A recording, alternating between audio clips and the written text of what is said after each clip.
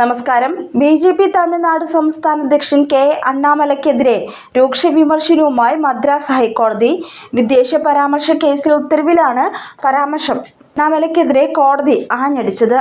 അണ്ണാമലൈ സമൂഹത്തെ വിഭജിക്കാനും വർഗീയ ചിന്ത ഉണർത്താനും ശ്രമിച്ചതായി ജസ്റ്റിസ് ആനന്ദ് വെങ്കടേഷ് ഉത്തരവിൽ വ്യക്തമാക്കി. വിദ്വേഷ പരാമർശമുള്ള 6 മിനിറ്റ് വീഡിയോ മാത്രമാണ് ബി.ജെ.പി. ട്വിറ്ററിൽ പങ്കുവച്ചത്.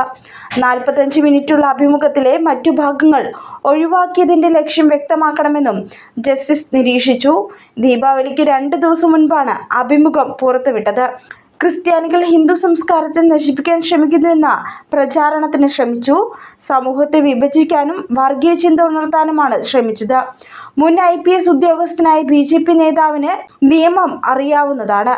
വിദ്വേഷ പരാമർശം കാരണം ഉടൻ സംഘർഷമുണ്ടായോ എന്നല്ല നോക്കേണ്ടത്, ലക്ഷ്യം വെച്ച ആളുകളുടെ ചിന്താഗതിയിലെ മാറ്റവും കണക്കിലെടുക്കണം.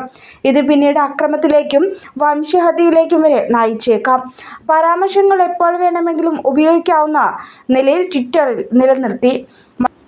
മൈതാന പ്രസംഗത്തേക്കാൾ അപകടകരമാണ് സോഷ്യൽ മീഡിയയിലെ വീഡിയോകളെന്നും മതത്തെ കലഹത്തിനുള്ള ഉപാധിയാക്കിയാൽ രാജ്യത്തിന്റെ മതേതര ഘടന തകരുമെന്നും ജസ്റ്റിസ് ആനന്ദ് വെങ്കടേഷ് ഉത്തരവിൽ വ്യക്തമാക്കി.